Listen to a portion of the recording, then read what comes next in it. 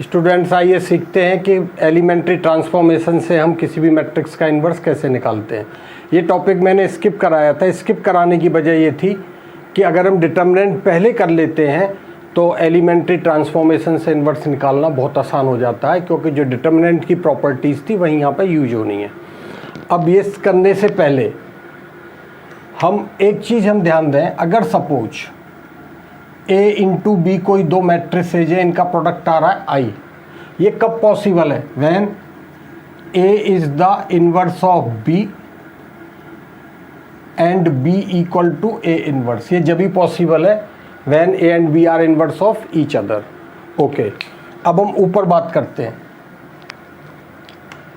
मुझे मैट्रिक्स दे रखी है, मुझे इसका इन्वर्स निकालना है। इन्वर्स निकालने के लिए जिधर ये A लिखा हुआ है, लेटर A लिखा है, इधर मैं क्या करूँगा, इसे I से मल्टीप्लाई कर लूँ तो 1 0 0 1, कोई फ़र्क नहीं है, कर सकते हैं, क्योंकि मैट्रिक्स के लिए आइडेंटिटी मैट्रिक्स क्या है, 1 का काम करती है, तो 1 से मल्टीप्लाई कर सकते हैं।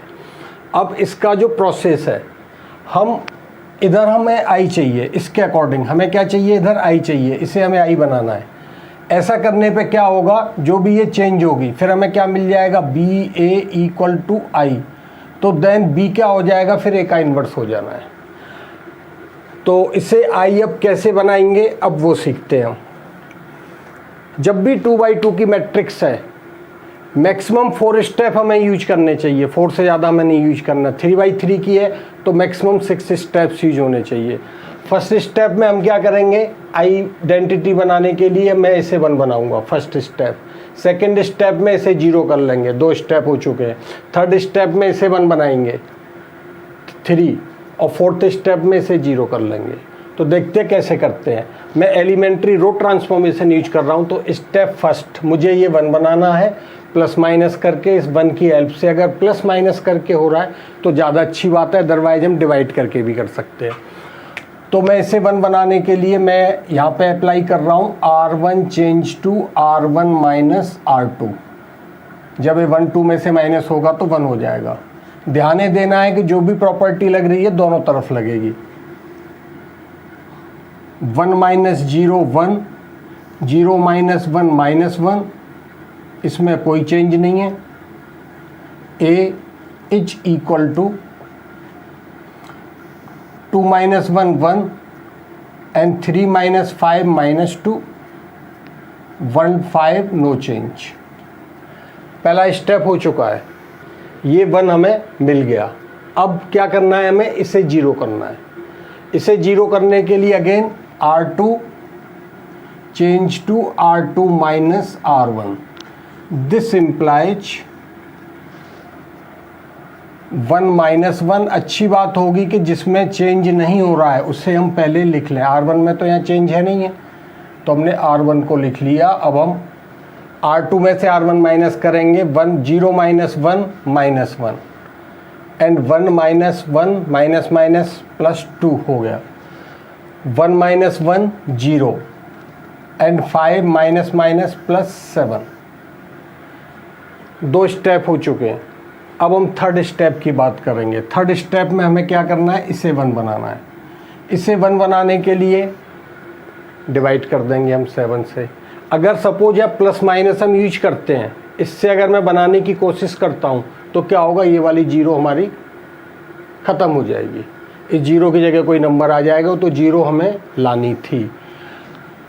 ठीक है, तो अब इसके लिए हमने क्या किया है, अब R2 change to 1/7 of R2 को मैंने 7 से डिवाइड कर लिया। गिव्स, ध्यान देंगे सारी प्रॉपर्टी रोज में ही लग रही हैं, इसीलिए इसको क्या कहते हैं, एलिमेंट्री रो ट्रांसफॉर्मेशन। दूसरी जो है एलिमेंट्री कॉलम ट्रांसफॉर्मेशन में, उसमें जो भी प्रॉपर्टी लगेंगी वो कॉलम टू कॉलम ही लगनी है। ऐसा नहीं है कि हम एक ही क्वेश्चन में कि किसी स्टेप में रो लगा ली, रो टू रो लगा ली, दूसरे स्टेप में मैंने कॉलम्स की प्रॉपर्टी लगा ली, तो ऐसा नहीं करना है। ओके, अब हम क्या कर रहे हैं, इसको 7 से डिवाइड कर रहे हैं, तो 1 माइनस 1 नो चेंज, ये हो जाना है -1/7 and 2/7। A is equal to, it gives 1 minus 2 0, 7 से डिवाइड करने पे क्या आ गया, 1। थर्ड स्टेप भी हो गया। अब इस 1 से हम इसे 0 बनाएंगे। इसे 0 करने के लिए क्या होगा, R1 change to R1 plus twice of R2। इसको ट्वाइस करके 2 आ जाएगा, -2 + 2 0। ओके, R2 में कोई चेंज नहीं है। फर्स्ट ऑफ ऑल मैंने R2 को लिख दिया। ये छोटी छोटी बातें हैं जो हमारी जो सिली मिस्टेक्स होती है उनसे बचा जा सकता है, कि जिसमें चेंज नहीं है उसको मैंने लिख दिया, हम फ्री हो गए। अब हम क्या करेंगे, इसको 2 से मल्टीप्लाई करके इसमें हम प्लस कर रहे हैं। जब मैं इसको 2 से मल्टीप्लाई करूंगा ये क्या हो जाएगा, -2/7 और प्लस होना है 1 में। इस तरह की जब भी कैलकुलेशन आएगी पेन रफ में ज़रूर चलाओगे, यहाँ सिली मिस्टेक्स होने के बहुत चांस होते हैं। तो हम क्या कर रहे हैं, 1 और इसको 2 से मल्टीप्लाई करेंगे तो क्या हो जाएगा, -2/7, इट गिव्स 7 - 2 5/7, 5/7। नेक्स्ट इज -1, इसको जब मैं 2 से मल्टीप्लाई करूंगा तो 4 + 4/7, तो -7 + 4 गिव्स -3/7। ये तो 0 से कोई फ़र्क नहीं पड़ेगा। जब मैं इसमें 2 से मल्टीप्लाई करके प्लस करूँगा तो 2 - 2 0। यही हमें चाहिए था, हमारा आई हमें मिल गया, आई मिल गया। अब इस मैट्रिक्स का और इसका प्रोडक्ट क्या आ रहा है, I. That means this is the inverse of A. Therefore A inverse is equal to 5/7 - 3/7 - 1/7 and 2/7। इस तरह से इन्वर्स निकलना है। तो हमने कितने लगाए, हमने 4 स्टेप में हो गया ना, 1 2 3 4, 4 स्टेप्स। इससे ज़्यादा स्टेप्स हमें यूज नहीं करने 2/2 के लिए। अब मैं इसी क्वेश्चन को कॉलम ट्रांसफॉर्मेशन से करते हैं।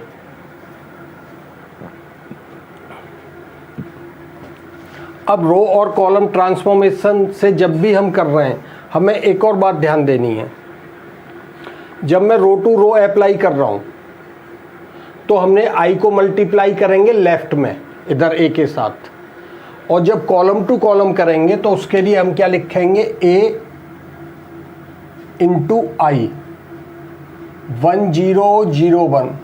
कुछ क्वेश्चंस में तुम्हें लगेगा कि कोई फ़र्क तो पड़ा ही नहीं, कुछ भी ले लें, लेकिन ये फ़र्क पड़ता है, रूल भी है। इसकी वजह ये है कि जब मैं रो टू रो करता हूँ, जब भी 2 मैट्रिक्स में प्रोडक्ट होता है तो क्या होता है, पहले मैट्रिक्स की रो दूसरे के कॉलम के साथ मल्टीप्लाई होती हैं।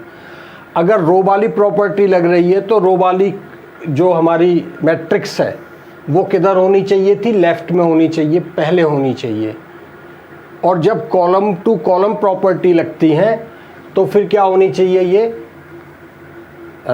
राइट में होनी चाहिए, राइट हैंड की तरफ, क्योंकि पहले की कॉलम, पहले की रोज और दूसरे के कॉलम के साथ मल्टीप्लाई होती है। तो ये एलिमेंट्री रो ट्रांसफॉर्मेशन था। अब इधर है elementary column transformation. Elementary column transformation के लिए वही प्रोसेस वही है। हमें क्या करना है, इसे हमें आइडेंटिटी मैट्रिक्स बनाना है, प्रॉपर्टीज हमें कॉलम वाइज हमें अप्लाई करनी है। फर्स्ट ऑफ ऑल हमें क्या चाहिए, ये 1 बनाना है। अब ये 3 से 1 नहीं बन रहा, डायरेक्टली बनने के लिए -1 आएगा, फिर कॉमन लेना पड़ेगा, डजेंट मैटर। हम क्या कर लेते हैं, हम इसको 2 से डिवाइड कर लें। कोई भी नंबर है, 5 है, जब कुछ नहीं हो रहा है तो 5 को 5 से डिवाइड करेंगे, 1 हो ही जाएगा। यहाँ मैंने प्रॉपर्टी अप्लाई कर रहा हूँ C1 change to 1/2 of C1।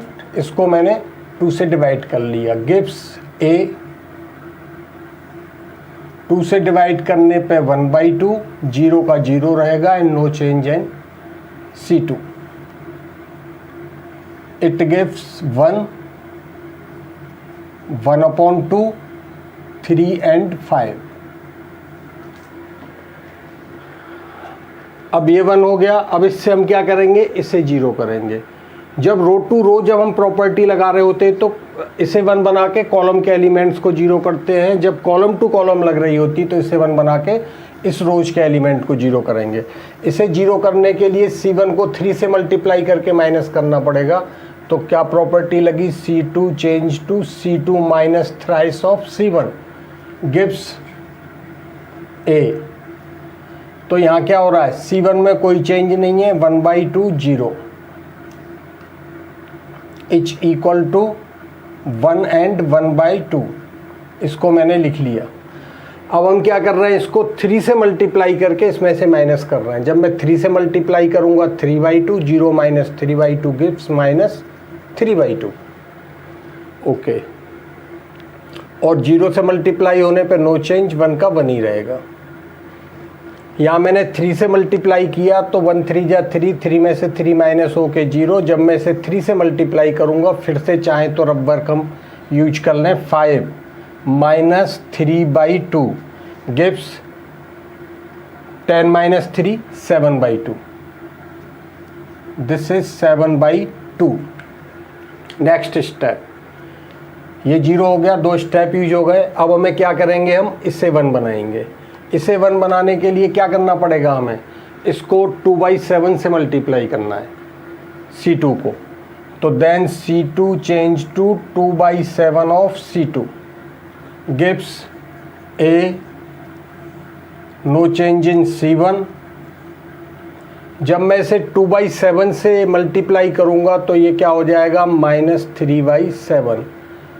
यहाँ मिलेगा हमें 2/7 is equal to no change in C1। 2/7 से मल्टीप्लाई किया, 0 का 0 और यहाँ हो जाएगा 1। अब हमें क्या करना है, ये 0 करना है। इसे 0 करने के लिए C1 change to C1 minus half of C2। इसको हाफ से मल्टीप्लाई करके इसमें से माइनस करना है। ओके, अब यहाँ क्या हो रहा है, C2 में कोई चेंज नहीं है तो -3/7, 2/7 मैंने पहले लिखा, इधर लिखा 0 एंड 1। इसको मल्टीप्लाई कर रहे हैं हाफ से और इसमें से हम माइनस कर रहे हैं। तो हमारे पास क्या है, 1/2 -1/2 से जब इसे मल्टीप्लाई करेंगे तो ये क्या हो जाएगा, +3/14। एलसीएम लिया, 7 से मल्टीप्लाई किया, 7 and 3 10/14 गिव्स 5/7। नेक्स्ट, जब मैं इसे मल्टीप्लाई करूंगा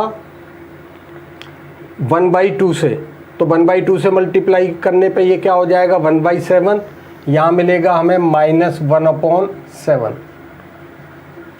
0 से मल्टीप्लाई करने पे no change and -1/2 1/2 0। That's it. A into this one equal to I, therefore ये इसका इन्वर्स हो गया। This implies A inverse is equal to 5/7 -3/7 -1/7 and 2/7। देखें सेम वैल्यू है, 5/7 5/7 -3/7। तो चाहे मैं रो ट्रांसफॉर्मेशन यूज करूं चाहे कॉलम ट्रांसफॉर्मेशन यूज करूं, आंसर एक ही आना है। तो ये था हमारा 2/2 के लिए रो ट्रांसफॉर्मेशन एंड कॉलम ट्रांसफॉर्मेशन। हम कुछ भी यूज कर सकते हैं, लेकिन यूजुअली हम रो ट्रांसफॉर्मेशन का यूज कर रहे होते हैं क्योंकि वो थोड़ा सा ज़्यादा कंफर्टेबल रहता है। आइए अब ऑर्डर 3 के एक मैट्रिक्स ले लेते हैं, अब इसके लिए कर लेते हैं। मैंने क्वेश्चन 15 ले लिया, एक्सरसाइज 3.4 का। तरीका वही है, मैं यहाँ पे एलिमेंट्री रो ट्रांसफॉर्मेशन यूज करने जा रहा हूँ, इसलिए मैंने आई को मल्टीप्लाई करना है हमें लेफ्ट में। Gives 1 0 0 0 1 0 and 0 0 1। अब जब 3/3 किए तो मैंने कहा था मैक्सिमम 6 स्टेप। फर्स्ट स्टेप में हम इसे 1 बनाएंगे, स्टेप 1। उसके बाद क्या होगा, सेकंड स्टेप में हम इन दोनों को 0 कर लेंगे, 2 स्टेप हो गए। थर्ड स्टेप में मुझे ये 1 बनाना है, स्टेप 3। स्टेप 4 में हमें इन दोनों को 0 करना है। स्टेप 5 मुझे ये 1 करना है। स्टेप 6 में हम इन दोनों को 0 कर लेंगे। सिंपल सा तरीका है, उसी ऑर्डर में चलेंगे तो गलती नहीं होगी और 6 स्टेप में आंसर हमारा ज़रूर मिल जाएगा। तो इसे 1 करना है, प्लस माइनस करने से नहीं हो रहा है। क्या करेंगे हम, इसको 2 से डिवाइड कर देते हैं R1 को। तो then R1 is change to 1/2 of R1। This implies half 0 0 0 1 0 0 0 1 into A is equal to half से मल्टीप्लाई करने पे 1 माइनस 3/2 3/2 2 2 5 2 2 3 एंड 3 माइनस 2 2। ये 1 में हो गया हमारा। अब इस 1 से हमें इन दोनों को 0 करना है। इनको 0 करने के लिए क्या होना चाहिए, R2। R2 change to R2 minus twice of R1। 1 से 2 से मल्टीप्लाई करके इसमें से माइनस करेंगे। सेम R3 के लिए R3 change to thrice of R1। R1 में कोई चेंज नहीं है। सबसे पहले हम R1 को लिख लें, 1/2 0 0 A is equal to 1 minus 3/2 3/2। अब क्या कर रहे हैं हम, 2 से मल्टीप्लाई करके यहाँ से माइनस कर रहे हैं। जब मैं इसको 2 से मल्टीप्लाई करूँगा क्या हो जाएगा, ये 1 और 0 में से माइनस होके -1। 0 से कोई फ़र्क नहीं पड़ना है, 0 से कोई फ़र्क नहीं पड़ना है। 1 2 जा 2, 2 माइनस 2 0। जब मैं इसको 2 से मल्टीप्लाई करूँगा -3 और जब ये 2 में से माइनस होगा तो हमें क्या मिलेगा, 5। जब मैं इसे 2 से मल्टीप्लाई करूँगा तो 3, 3 माइनस 3 क्या हो जाना है, 0। नेक्स्ट इसे 3 से मल्टीप्लाई करके 0 में से माइनस करेंगे तो हमें मिलेगा -3/2। 0 से no change and for 0 no change 1। Next अब हम यहाँ आते हैं, इसको 3 से मल्टीप्लाई करके 3 में से माइनस करेंगे 0।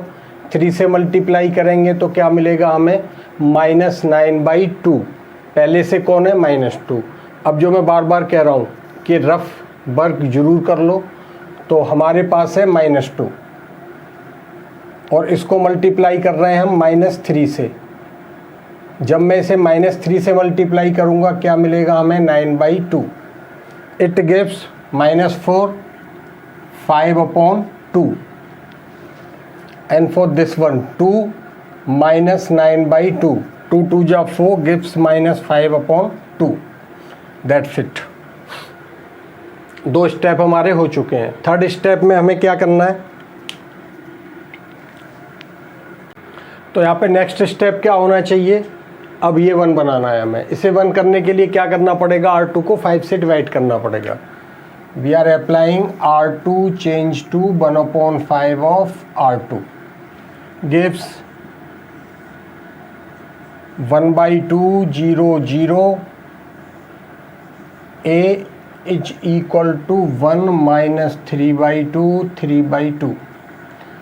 R2 को 5 से डिवाइड कर रहे हैं, gives -1/5 1/5 0 0 1 0 no change in R3 0 1 0 5/2 and -5/2।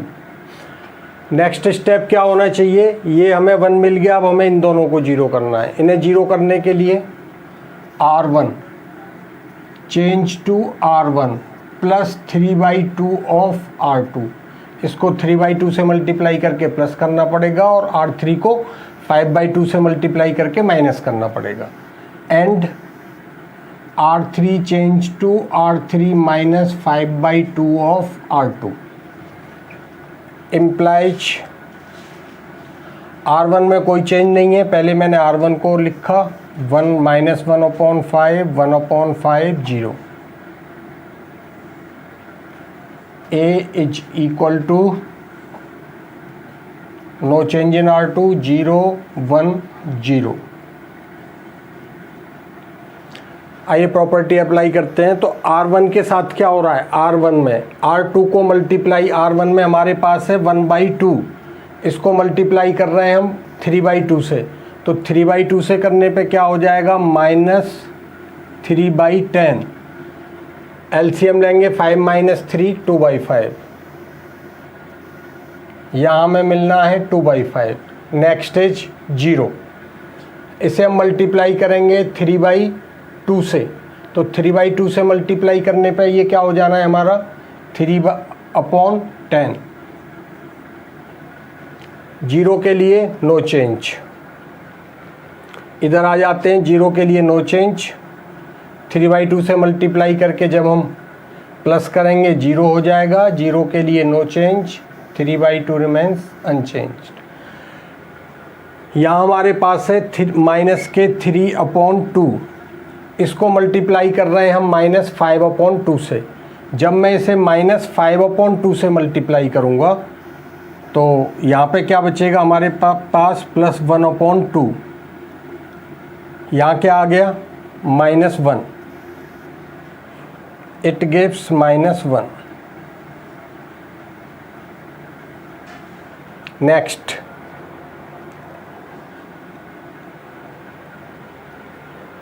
Zero. अब हम इसे मल्टीप्लाई कर रहे हैं -5/2 से, तो -5/2 से मल्टीप्लाई करने पे क्या हो जाएगा -1/2। 0 के लिए नो चेंज। यहाँ बढ़ते हैं, 0 के लिए नो चेंज। 1 को 5/2 से मल्टीप्लाई करके माइनस करेंगे 0। 0 के लिए नो चेंज, -5/2। इसके भी कॉलम 2 के भी बाकी 2 0 मिल गए हमें। नेक्स्ट स्टेप क्या होना चाहिए, अब इसे 1 बनाना है हमें। 1 1 फिर ये 1। इसे 1 बनाने के लिए -2/5 से मल्टीप्लाई करना पड़ेगा। R3 प्रॉपर्टी अप्लाई कर रहे हैं। R3 change to -2/5 of R3 implies R1 और R2 में कोई चेंज नहीं है। 2/5 3/10 0 -1/5 1/5 0 A is equal to 1 0 0 and 0 1 0। या हमारे पास है 3/2 0। अब ये मल्टीप्लाई हो रही है हमारी, थर्ड रो मल्टीप्लाई कर रहे हैं -2/5 से। जब मैं इसे -2/5 से मल्टीप्लाई करूँगा प्लस का 2/5, इसको -2/5 से करूँगा तो ये क्या हो जाना है 1/5। 1 को करूँगा तो -2/5 और यहाँ क्या आ जाएगा हमारा 1। अब इस 1 से हमें इन दोनों को 0 करना है। ये हमारे पास ऑलरेडी 0 है, इसे भी 0 करना है 3/2 को। तो क्या अप्लाई होना चाहिए, R1 change to R1 -3/2 of R3।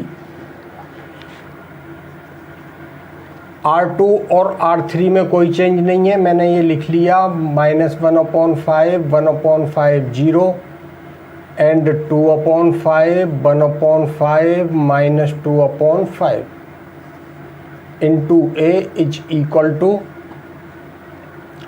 0 1 0 and 0 0 1। no change in these two rows। Next, अब हम क्या कर रहे हैं, R1 में किससे मल्टीप्लाई कर रहे हैं, R3 को -3/2 से। हमारे पास है 2/5, इसे हम मल्टीप्लाई कर रहे हैं -3/2 से, तो हमें ये क्या मिलेगा -3/5। माइनस करने पे क्या आ गया -1/5। यहाँ हमारे पास है 3/10, इसे हम मल्टीप्लाई कर रहे हैं -3/2 से, तो ये क्या हो जाना है -3/10। क्या मिला हमें 0। यहाँ हमारे पास है 0, इसे मल्टीप्लाई कर रहे हैं -3/2 से, तो ये हो जाएगा हमारा प्लस का 3/5।